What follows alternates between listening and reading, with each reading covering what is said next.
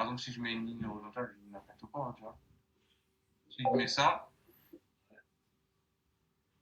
si je verrouille avec le cadenas, même si je clique dessus, je ne peux pas la bouger. C'est Qui pour ton bouge plus, graphique. ok. Ouais. Si je le déverrouille, par contre, Il bouge. tu vois, c'est juste pour ça, en fait. Parce que moi, j'aime bien que tout soit fixe, parce que comme je fais beaucoup de trucs, si je verrouille pas, je me perds. J'ai rien que mon graphique, là, il y a je sais pas combien de traits, des oranges, là, tu vois, c'est super résistance. T'as redémarré la scène? Ouais. Et ton truc, Ah, c'est que t'as redémarré. Ok, c'est bon. T'inquiète, je sais, là. Si t'as redémarré, c'est que t'as si t'es en mieux, c'est que t'as redémarré. Ok. Bon. c'est une bonne question. Bonne question. Wissem, tu m'as dit que t'es un peu pratiqué? Parce que c'est quand tu faisais les méta, là. Ouais. Tu sais, t'as fait les méta en vente, là. Meta, oui, on a pris Meta, je crois. Là, on a pris. On a Google, on a Meta, ouais. On a Meta ici.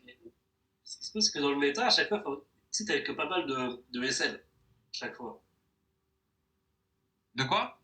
Tu sais, de SL à chaque fois. Dans le Sur méta. le Discord. Non, sur. En vrai, quand t'envoyais, ouais, t'envoyais le méta pour la vente. À chaque fois, j'ai Ouais. l'impression qu'il y avait une SL à Ah, modifier. c'est 4 ans pour Meta. C'est que des achats. Meta, on a fait aucune vente. Yes, bonsoir. Meta, Désolé pour c'est. Pas de soucis, salut Gary. Meta, c'est la première fois aujourd'hui que j'envoie un signal sur Meta. Ouais, c'était un achat, on n'a pas fait de vente hein, en Meta. Ouais, c'était un Pour scalp. Meta. Mais Ouais, on pourquoi a faire fait un le scalp? scalp achat. On a fait deux scalps achats. Le premier a fait essai et le deuxième il est en cours. Et le premier, je l'ai retiré parce que le stop loss il a été modifié, mais bon, quand le message il est arrivé sur Discord, j'avais pas de réseau, du coup, voilà. En gros, il est arrivé trop tard. Mais le deuxième, c'est celui voilà, en cours. Tu sais, enfin, par rapport au lot, là, ce que toi tu utilises, 0,07. 0,07. Ça dépend, mais je ne pas toujours le même lot. Pourquoi? De quoi? Tu veux me dire quoi? Parce que moi, quand j'ai mis le lot, je sais, ça me faisait en gain, mais je sais pas, peut-être 1 euro, tu vois. 1 euro? Ah oui, parce qu'en fait, euh, c'est pour m'aider, tu vois. Ouais, le méta. T'es sur quoi? Le VNTG fixe? Ouais, vintage. Ah, pour Meta, pour les actions, je peux pas te dire. Parce que moi, je fais pas les actions sur Vintage. Sur Vintage, je fais que le Forex.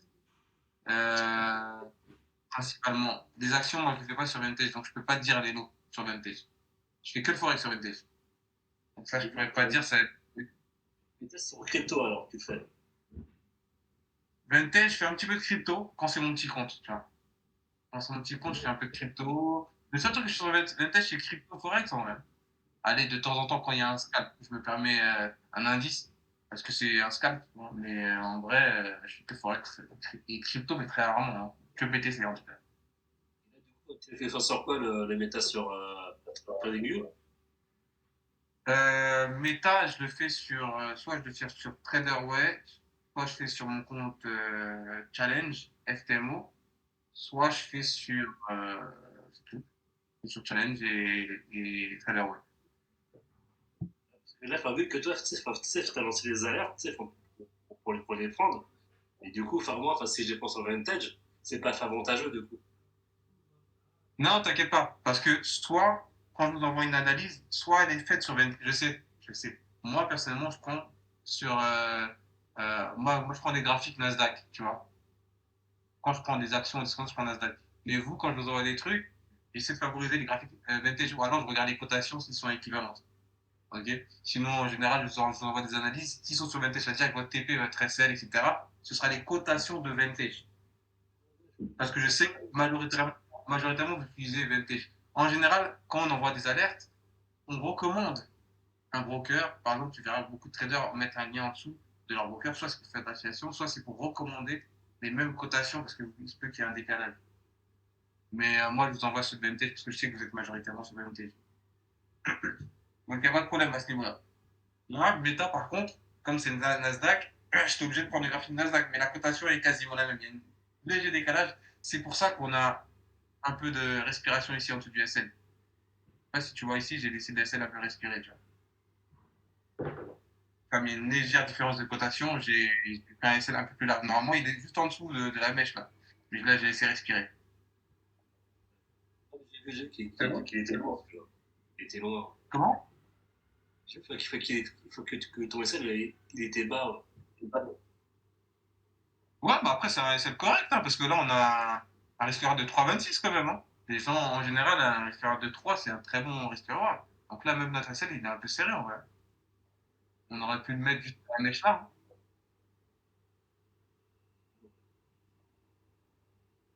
Ouais, c'est... Après, le SL, il faut pas se dire qu'il est loin, qu'il est court, qu'il est... C'est pas ça qu'il faut se dire. Il faut simplement se dire, est-ce que je l'ai mis sur une bonne zone psychologique ou un point clé ou un truc. C'est l'endroit, est-ce qu'il est stratégique là où tu places ton SL. On s'en fout de s'il soit grand ou pas grand. Même si, par exemple, tu rentres tard, bon, j'exagère, hein. Tu rentres tard et me risque voir, je dis là, c'est un très bon trade, hein, un 58. Tu gagnes au moins ce que tu as risqué, voire un peu plus.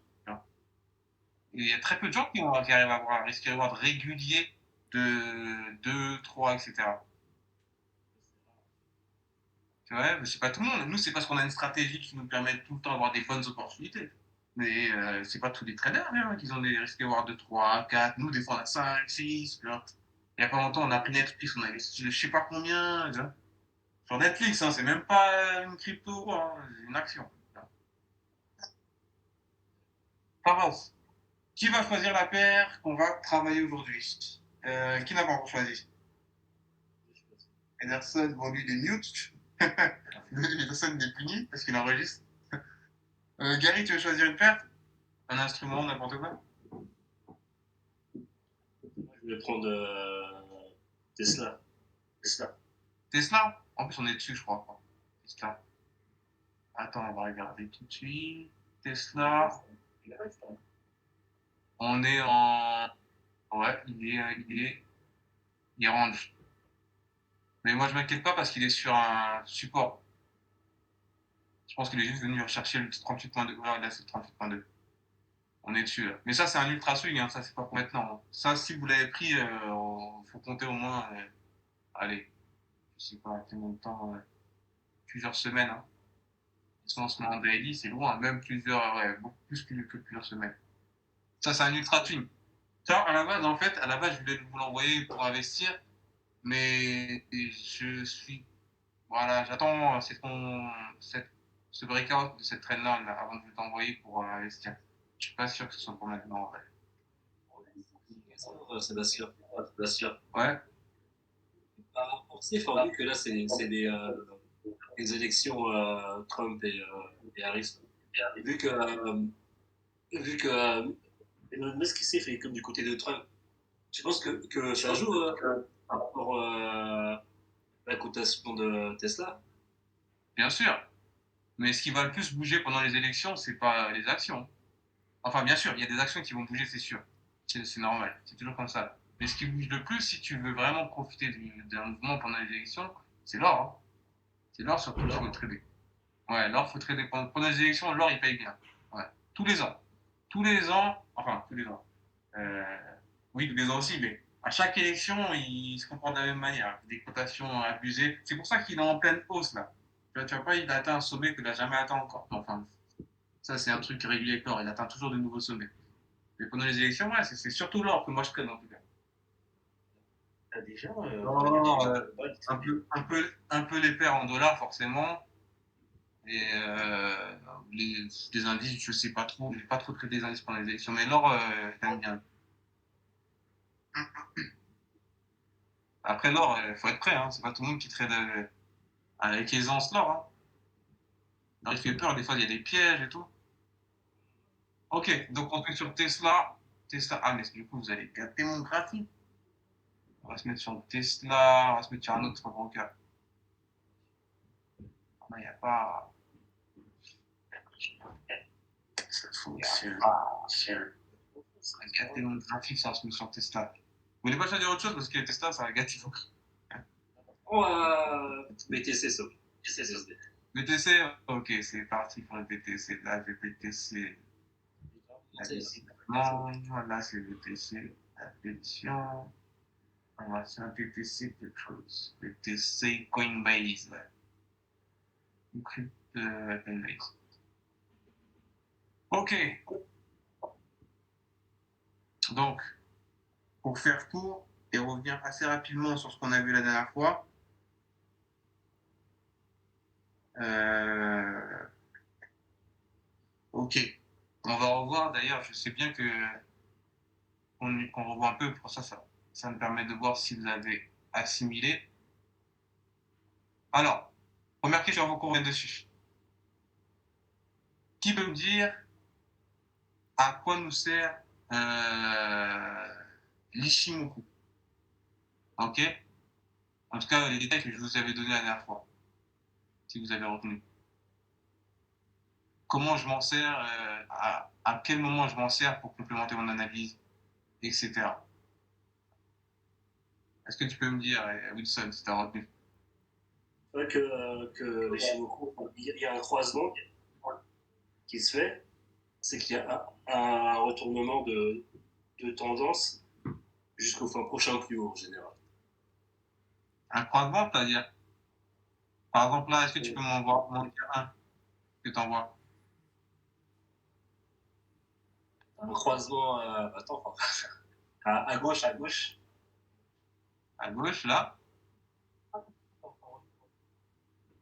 Oula, je t'entends plus. Reviens à midi, là, à 12, à 12,00. 12,00 à midi, ici? Non, non, pas ici, ici, ici, c'est ici. Non, tout à gauche à fond maintenant. À gauche à fond? Encore. Ici?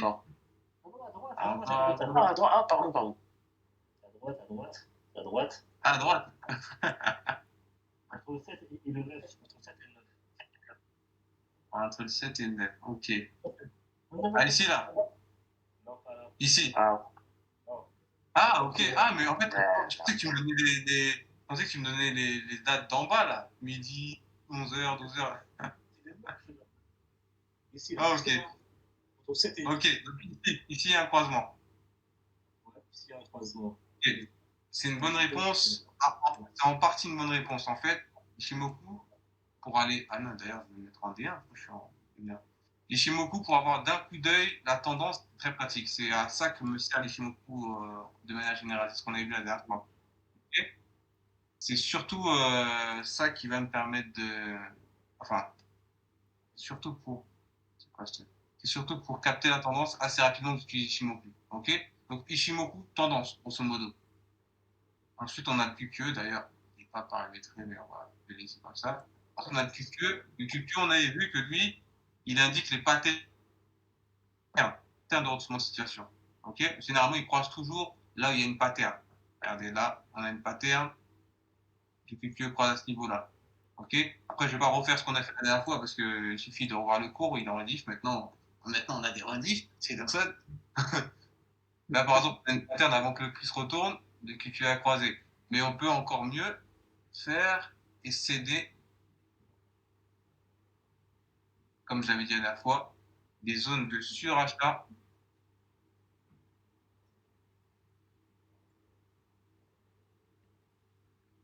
et de survente. Ok. Alors, on va expliquer ça. Vous voyez ce que je suis en train de faire là, paramétrer mes indicateurs? Il faut que vous sachiez le faire, hein, parce que des fois, TradingView, pour X raisons, des fois, moi, en tout cas, moi, ça m'arrive qu'il me supprime mes indicateurs, je sais pas pourquoi. Comme ça, vous ne pouvez pas être en galère si vous avez une position en cours ou si vous avez bien tradé. Ok, donc là, on peut céder des zones de surachat et de survente. Ok. Si je prends un exemple, je prends une tendance ici, c'est plus simple. On a notre plus haut.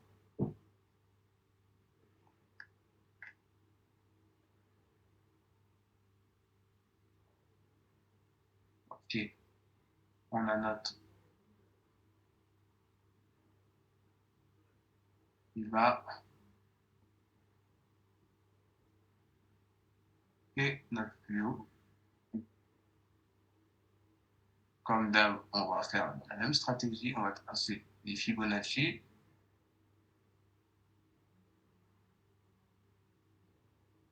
Ok. C'est pas très propre, mais c'est juste pour avoir l'idée. Ensuite, si on se met en H4, on peut s'apercevoir, je ne savais même pas, mais c'est automatiquement le cas, que avant que le prix ne se retourne et aille chercher le prochain plus haut, ici là, l'indicateur a été d'abord dans la zone de survente, pardon, a croisé dans cette zone et est sorti de la zone. Là, ça nous a confirmé le retournement. Ok. Pourquoi c'est important de surveiller cette zone-là? Parce que des fois, on peut se faire avoir bêtement par l'indicateur, mais ça aussi, c'est un indicateur que vous n'avez pas fait bien votre analyse. Mais des fois, on peut se faire avoir par l'indicateur parce que, par exemple, là, il a croisé. Ok. C'est une pattern, ça ressemble à une pattern, hein, sauf qu'il n'y a pas le double top, le double bottom, pardon. Mais ça ressemble à une pattern. Si on prend que cette partie-là, ça ressemble à une pattern. Ok. Mais quand on regarde l'indicateur, on voit il est pas très clair et en plus de ça, il n'a même pas encore atteint la zone de survente. Donc moi, généralement, si on est à ce niveau-là, ça veut dire que la trendline doit être à peu près à ce niveau-là. Disons qu'il n'y a pas encore eu ce mini momentum là, on va dire. La trendline doit être comme ça. Nous, on voit le QQ ici, il croise, pas très clair. De toute façon, on attend toujours le double bottom. Donc on se serait mis à la rigueur comme ça, en attendant qu'un double bottom se forme et que la trendline soit cassée.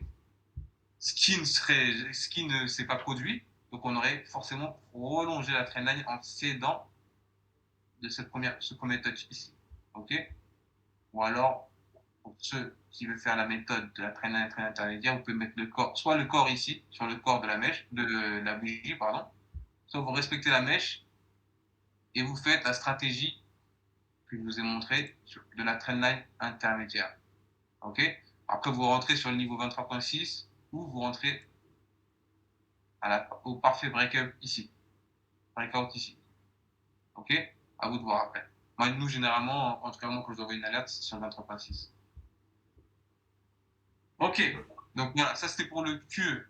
Ok. Toujours surveiller la zone de survente et de surachat. Ok. Là, c'est la zone de survente et quand c'est au-dessus, c'est la zone de surachat forcément. D'ailleurs, il me manque un. Ça va, le son, il est bon? Il n'y a pas les bugs qu'on a eu précédemment, là, dernièrement?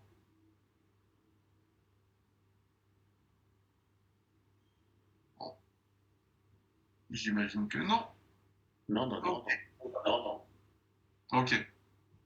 Maintenant, comment faire non, on a vu l'Ishimoku et les moving average. Ok. Il y a aussi les moving average qu'on peut regarder. Je vais le faire très brièvement. Je ne vais pas rien m'attarder dessus. D'ailleurs, il est déjà à l'intérieur, donc il me reste une demi-heure. De toute façon, tout est sur le précédent cours. Mais les moving average, c'est aussi important mais, de suivre la cassure des moving average. C'est-à-dire que tant que le prix n'a pas cassé le moving average, on sait que la tendance continue. Imaginons qu'on se mette à ce niveau-là et que le prix respecte les moving average. Par exemple, là, on aurait pu éviter ce piège-là, le piège dont on vient de parler justement, si on aurait vu le moving average. Regardez les moving average. On voit que les moving average ont été le prix a respecté le moving average et du coup, et d'ailleurs, les moving average ont poussé le prix encore plus bas. Okay. Et une fois que les moving average sont cassés par le prix, généralement, c'est là où le prix se retourne. Ok, ça c'est une indication en plus. Maintenant, euh, une seconde, donnez-moi une seconde.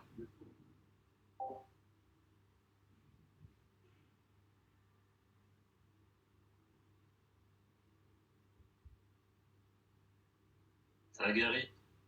Ouais, ça va, tranquille. Trop dur. Non, non, non, ça va, on suit, on s'accroche. D'écouter les mêmes phrases, franchement, ça rentre, c'est de la logique. Hein.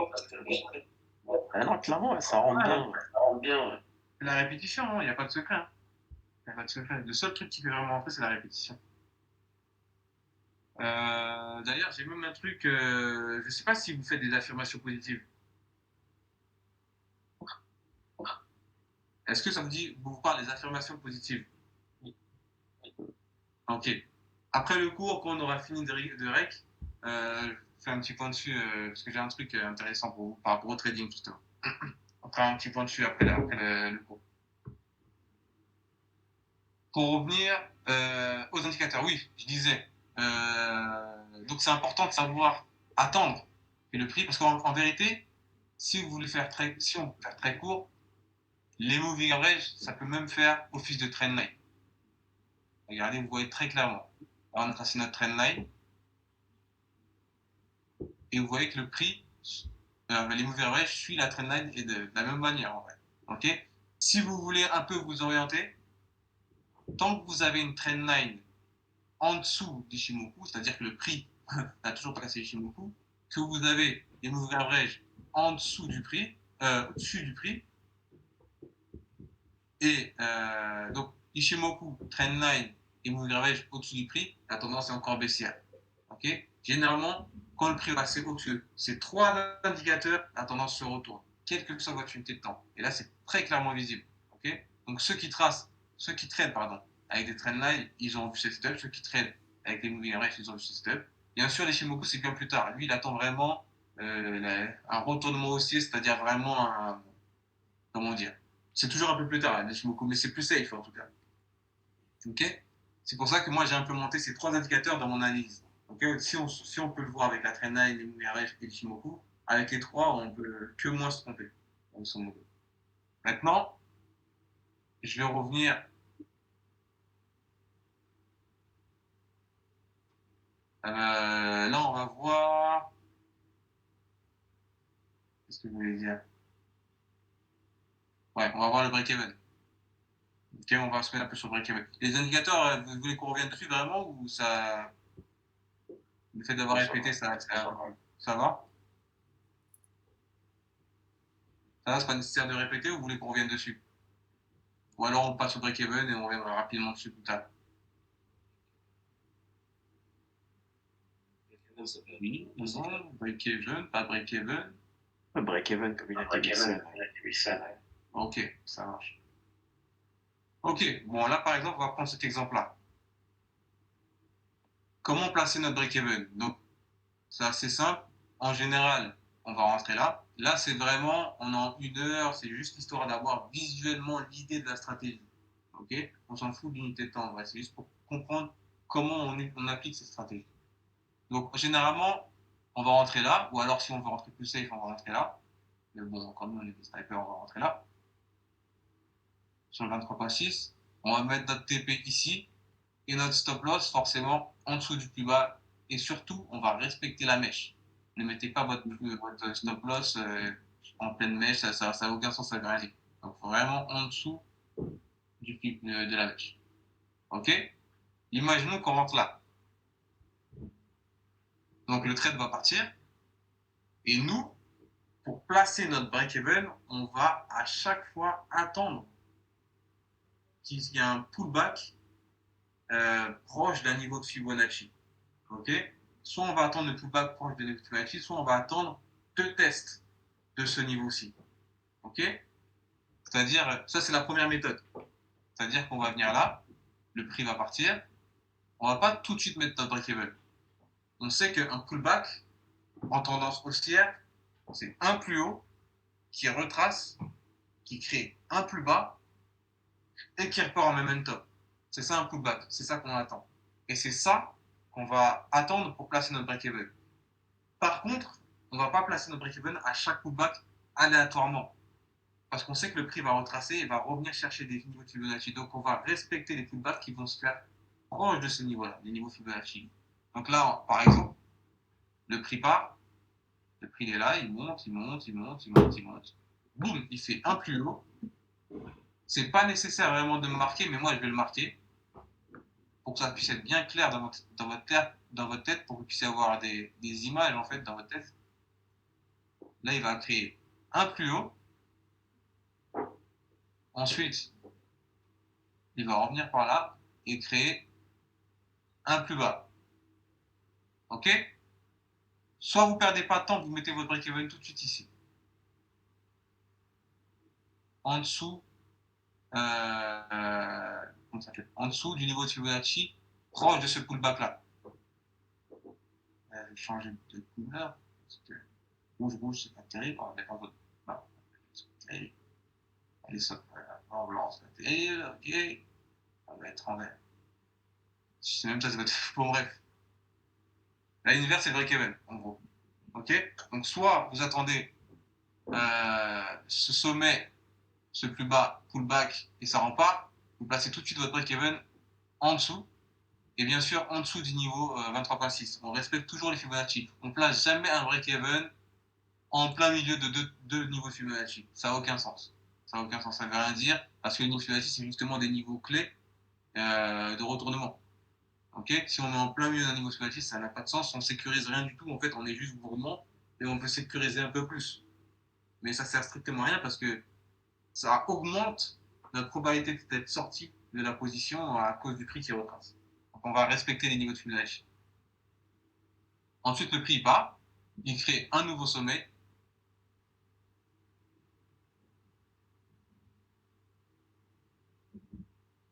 C'est très mal traité, mais bon, c'est juste pour aller vite.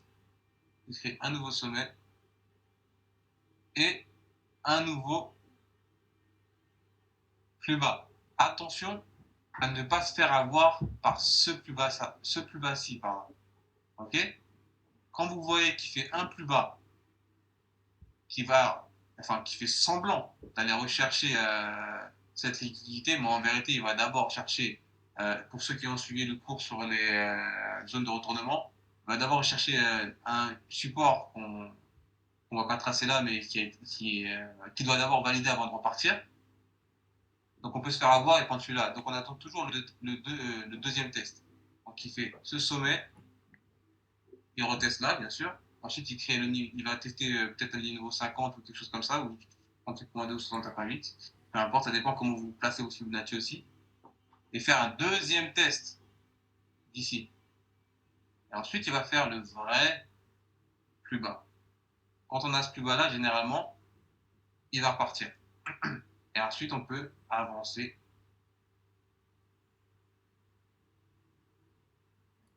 Bon, ok, il n'arrive pas. Ah, ça va une gerte. On peut avancer notre break-even. Ok? Toujours en dessous du niveau de Fibonacci. Même si on ne sait pas s'il est dans cette zone ou dans l'autre zone, c'est pas grave.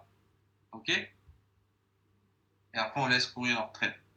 Ensuite, pareil, on attend la même chose. Bon, je ne vais pas tracer un par un, mais en gros, il crée un nouveau sommet.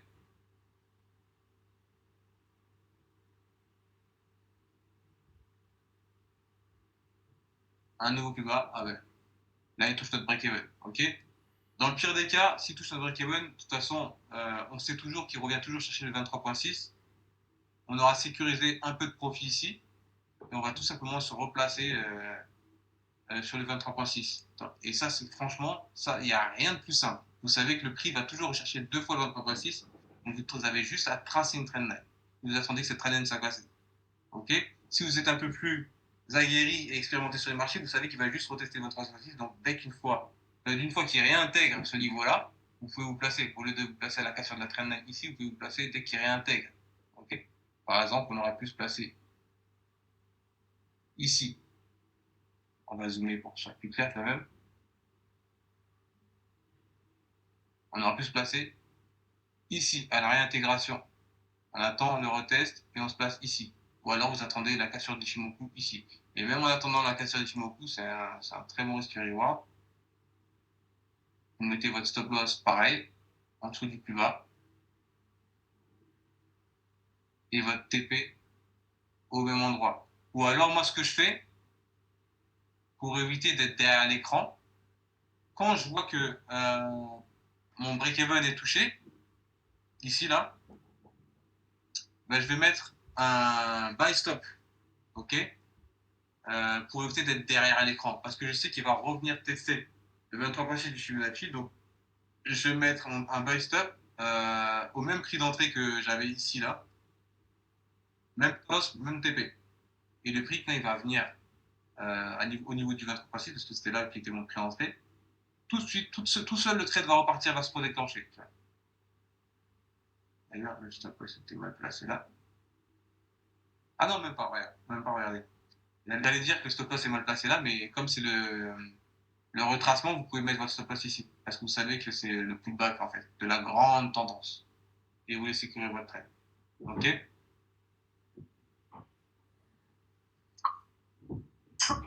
Ok.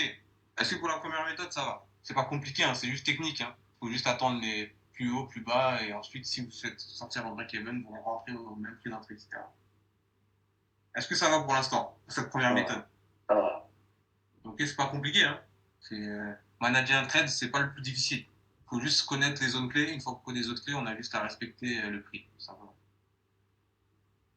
Ok, vendez ce charabia. Maintenant, on va voir la deuxième méthode. La deuxième méthode que moi j'utilise. Donc la deuxième méthode, moi ce que je fais, je vais réutiliser partiellement ce qu'on a vu au cours précédent, avec les points, enfin les supports résistance. Sauf, comment je vais faire ça? Ouais.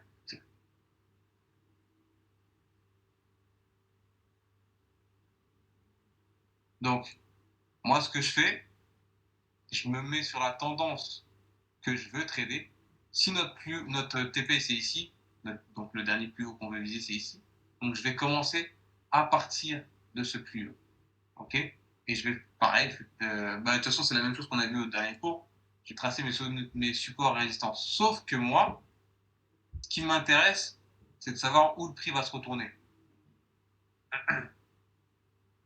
Donc je vais commencer non pas de haut en bas, mais de bas en haut. Ouais, je sais, c'est bizarre. C'est bizarre. Donc je vais faire mon sommet ici.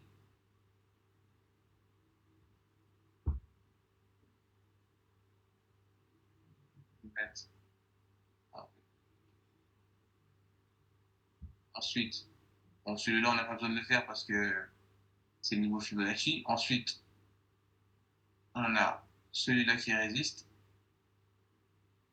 Ah ouais, c'est vraiment pas terrible. Je vais mettre ça.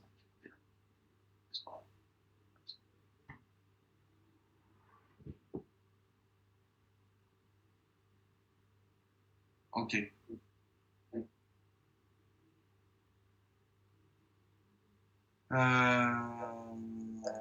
Qu'est-ce que j'ai fait tout le temps. Ok. Donc, on a, y a le sommet ici. On en a un ici, forcément. On l'avait tracé déjà. On en a un ici.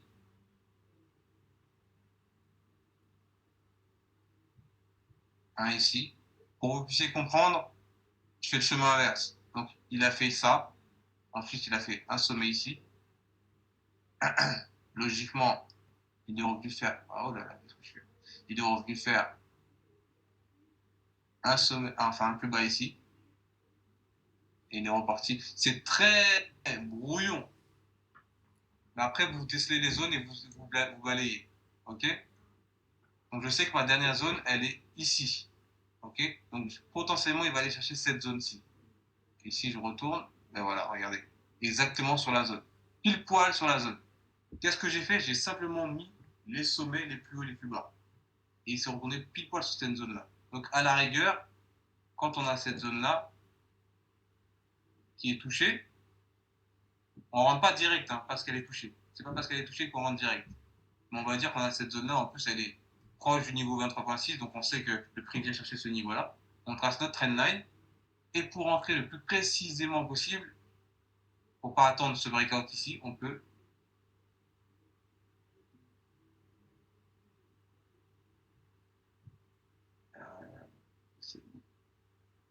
ok. Ça peut pas lui prendre le calcaire. On peut rentrer un peu mieux ici. Ok, après le 23.6, mais en général, on sait que le 23.6. Ah, d'ailleurs, le QQE, le Shimoku est cassé, j'avais un peu.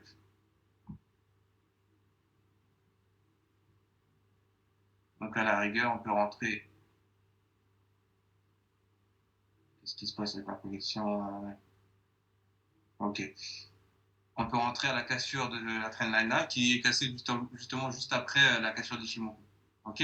Ah ouais, ça n'a rien à voir avec le cours, mais si vous voulez rentrer pour de l'intra ou du swing, privilégiez, si vous voulez vous servir d'Ishimoku, je parle, privilégiez le M30. Ok. M30, c'est assez proche de H1 et ça vous permet de rentrer un peu plus tôt que si vous rentrez en H1 parce que M15, sauf si vous avez un double bottom ou si vous avez déjà eu au moins un retracement, vous allez vous faire avoir. Ok. Bon. Franchement, à la base, je voulais vous montrer les break-even. Ok. Donc là, on a pu rentrer là, par exemple, et on se servir de ces zones-là pour break-even. Ok. Tout comme on a pu savoir où le prix allait s'arrêter précisément. Tu vois, ça aurait pu être n'importe où, hein. Ça aurait pu être plus bas, mais là, précisément, on a su où le prix allait s'arrêter. Donc, dans le pire des cas, quand vous ne savez pas quelle zone il s'agit, vous regardez où est-ce que le prix, enfin, telle zone a dernièrement été testée par le prix. Là, en l'occurrence, c'est celle-là. Donc, on sait que la prochaine, ça va être celle-ci. Ok. Donc, le prix va aller au-dessus. Et s'il doit venir retester une zone, il viendra tester cette zone-là. Ok. Maintenant, c'est vrai que là, c'est un peu brouillon, mais si vous vous exercez avec le cours qu'on a vu dernièrement, vous verrez que c'est pas très compliqué à faire. Si vous voulez, on peut le refaire on peut le refaire doucement. Est-ce que c'est un peu trop brouillon? Vous voulez que je le refasse doucement? Et je vous explique, pardon, étape par étape. Si je commence à bégayer, c'est qu'il faut que je vois. Est-ce que vous voulez que je vous explique, pardon, étape par étape comment on trace ces supports et résistances? Non, Wilson, Wilson, et derrière Je parle uniquement pour ici, hein, les supports résistances de la pattern pour pouvoir choper le retracement ou savoir placer notre break-even. Ça va, vous n'avez pas besoin de revoir? Ah oui, il faut que je regarde le chat pour Ederson. À chaque fois, j'oublie.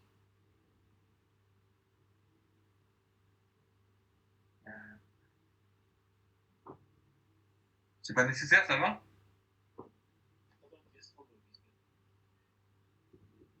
Je t'ai mal compris. J'ai entendu 2 secondes, je crois. Oui, vas-y, dis-moi. Quand tu passes le break-even, De quoi? le break-even, quand tu le places, quand tu le trouves, Comment je trouve le break-even? c'est-à-dire que Essaye de te rapprocher du micro parce qu'on t'entend loin. le break-even, c'est quand tu le trouves et tu le places, le SL, c'est quand tu le remontes au-dessus. J'ai entendu la moitié de ce que tu as dit. Je sais pas si vous avez mieux compris, mais moi, j'ai pas tout compris. Reste près de ton micro parce qu'on dirait que tu es loin de ton micro. Je connais tes ailes. Ouais, parce que des fois on entend, des fois on n'entend plus, on dirait que ça capte pas toute ta voix. Donc le break-even, oui. Tu veux savoir comment on fait pour savoir où le placer, où le déplacer?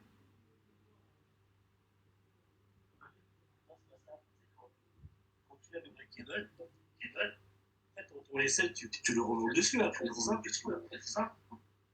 Oui, en fait, c'est le break. Oui, oui, c'est ça, hein. Le break-even, c'est juste ton SL que tu déplaces soit à ton prix d'entrée, soit en positif. C'est juste ça. En fait, c'est ton SL, c'est ta limite de perte. Mais quand tu le places en positif, c'est plus une limite de perte, c'est une limite de minimum gagné, on va dire, si je peux dire. En l'occurrence, là, faut que tu le remontes pas, là, par exemple.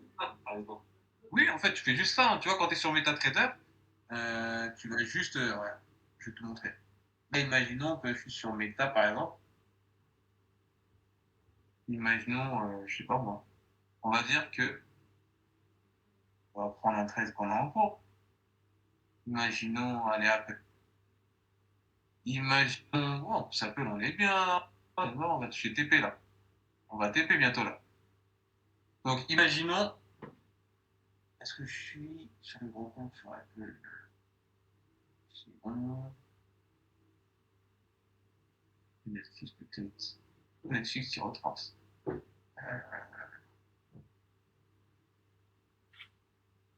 Par exemple, le coffee. Ah ouais, le coffee.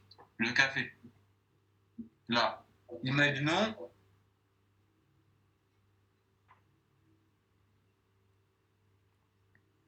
Voilà.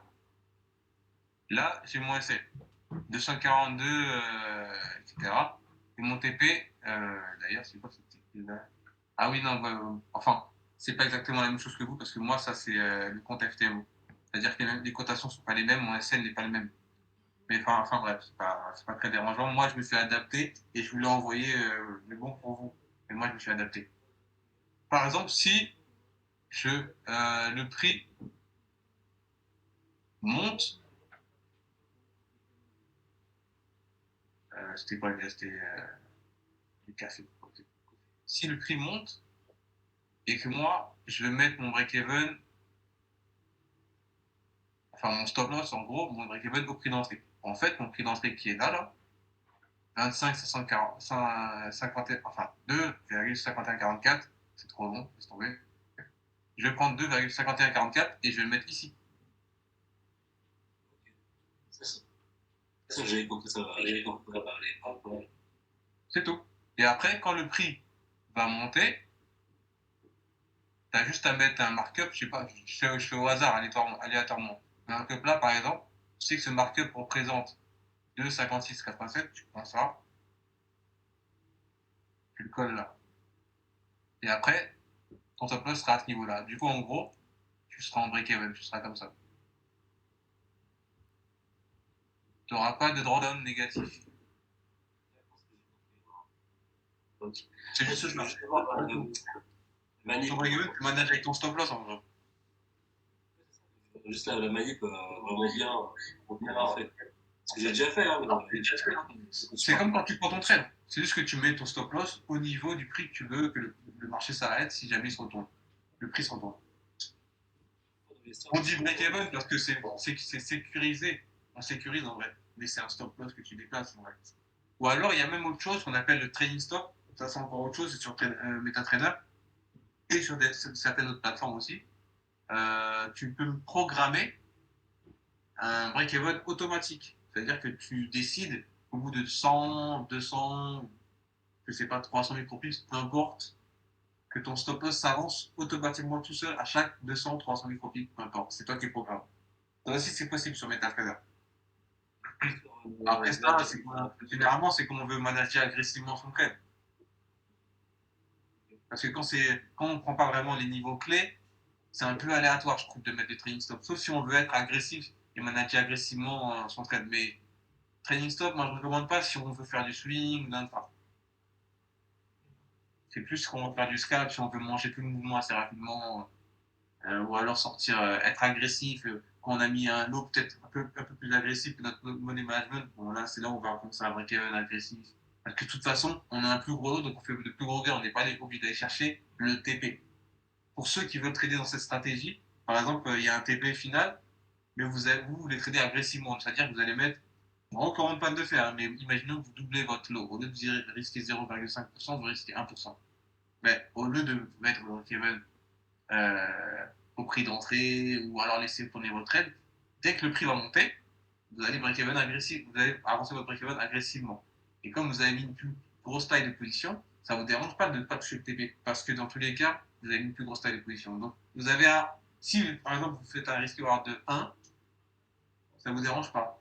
Comme votre position est plus grosse, vous auriez fait le montant de votre objectif journalier. Donc si habituellement je risque 50 € pour aller chercher 100, et que mon TP il a 500 micropips, ben, si je mets une taille de pulsion 2 fois plus grande, ben, je vais faire 205 micropips, je serai content. Voilà, même si le trade il va aller plus loin, par sécurité, comme j'ai mis une plus grosse taille de position, je vais sortir à la moitié. Et je serai très satisfait avec ma position parce que mon objectif journalier c'est 100 € par exemple. Ok, j'aurais cherché moins de pips, mon trade aura marqué moins de micropips, mais j'aurai mon objectif journalier. Ça dépend de votre stratégie, votre psychologie aussi. Ça dépend de comment vous voulez trader, si vous voulez trader longtemps, pas longtemps. La taille de position, c'est pas juste une question de money management, c'est aussi votre façon de trader. moi, par exemple, j'ai un money management, mais des fois, je ne le respecte pas forcément parce que je sais qu'aujourd'hui, je dois trader que 1 heure ou 2 heures, ou alors quand je pars en vacances, je peux pas trader forcément. Donc, le temps que j'ai, je le mets sur un swing et je mets une grosse taille de position. Comme ça, je suis occupé, je peux pas trader, mais je fais l'équivalent de mes objectifs. Enfin, faut s'adapter en fait. Faut s'adapter. Quand tu as des positions, c'est pas juste une question de money management. C'est à vous de vous adapter aussi. Même si vous rentrez en position, par exemple là, et ça se passe bien, vous pouvez aussi clôturer partiellement vos positions. Ok. C'est-à-dire que vous avez atteint un niveau clé, un niveau, une zone dangereuse par exemple. Donc, vous allez clôturer partiellement votre position. Vous allez prendre la moitié ou 20%, 30% de votre position. Peu importe. Parce que vous savez que vous êtes dans une zone dangereuse, le prix peut se retourner. À la rigueur, si le prix se retourne, vous mettez votre break-even et vous avez pris un peu de profit. Et si le prix s'avère, que le prix reparte, ben vous en foutez. Vous avez pris un peu de profit déjà et vous le reprenez.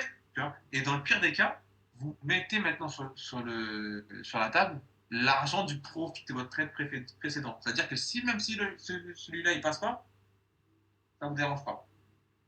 Il y a plusieurs façons de trader, mais ça c'est vous et avec quoi vous êtes à l'aise. Vous êtes à l'aise, pardon. Ok. Euh, Qu'est-ce que je voulais vous dire? Qu'est-ce que je voulais vous dire? Ouais. Sur ça, ça va? Pour le break-even, ça va? Vous voulez qu'on revoie? C'est pas un cours très technique. Break-even, c'est assez facile. Même si les gens voient ça comme si c'était un truc compliqué, mais en vrai, c'est très facile.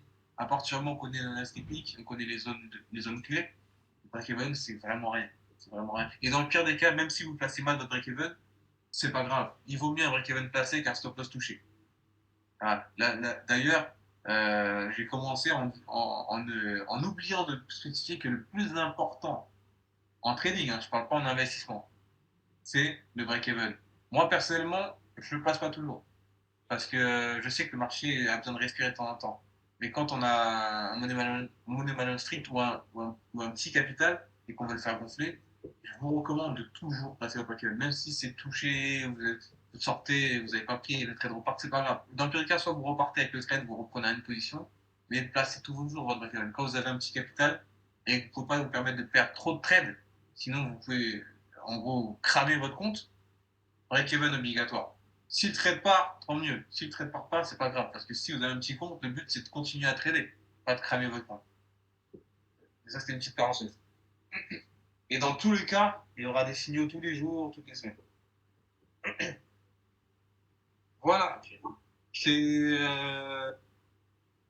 J'allais dire à peu près tout, mais en même temps, on a un peu survolé. Mais ouais, c'était globalement ça que je voulais qu'on voit. Ah oui, Gary, t'étais pas là tout à l'heure quand j'ai dit ça, mais les vidéos YouTube, euh, est-ce que ça va? T'as regardé un peu, c'est gênant un peu, parce que Wilson, il m'avait dit que c'était un peu gênant, les bougies et tout. Pour toi, ça allait? Toi, les vidéos YouTube. Je sais pas si t'as regardé les rediffs. Non, j'ai pas regardé les vidéos YouTube. Alors, qu'est-ce que tu entends par gênant? Je sais pas, Wilson me disait que c'était un peu gênant pour voir dans les détails les supports résistance, les mèches, des bougies. Attends, je vais regarder tout de suite. Après, c'est pas C'est sur un petit PC, sur un portable, sur un écran de salon, c'est pas pareil. Ah, d'accord. Ouais, parce que il faut rectifier, qu'on sache, c'est bien qu'on sache, comme ça on fait ça bien. Euh, Qu'est-ce que je voulais vous dire? Ouais, c'est gênant. C'est gênant? Ouais, c'est gênant, ouais. T'es sur PC là? Ouais, là, je suis sur PC et effectivement, ouais, tout dépend de la manière dont tu bouges ton écran, toi. Ouais, ça fait un peu flou sur mon écran. Ouais. Et attends, je vais juste changer l'écran vite fait. Si tu mets une haute résolution, ça marche. Ouais, là, je vais changer d'écran. Euh, ouais, non, même en changeant d'écran, en passant sur le second écran, ouais, ça fait un petit peu flou en fait. C'est vrai qu'on voit pas très bien. Donc, si ouais, sur un portable, ça va être problématique, je pense. Ouais. Ouais, c'est un bordel, ça fait chaud, ok. Ok. Ok, bon, on verra ça, on rectifiera ça et la salle. Je sais que tu peux pas parler, mais on rectifiera ça et la salle. Euh, ok. Oui, tu peux stopper, pardon. Tu peux stopper l'enregistrement, parce que moi j'ai oublié.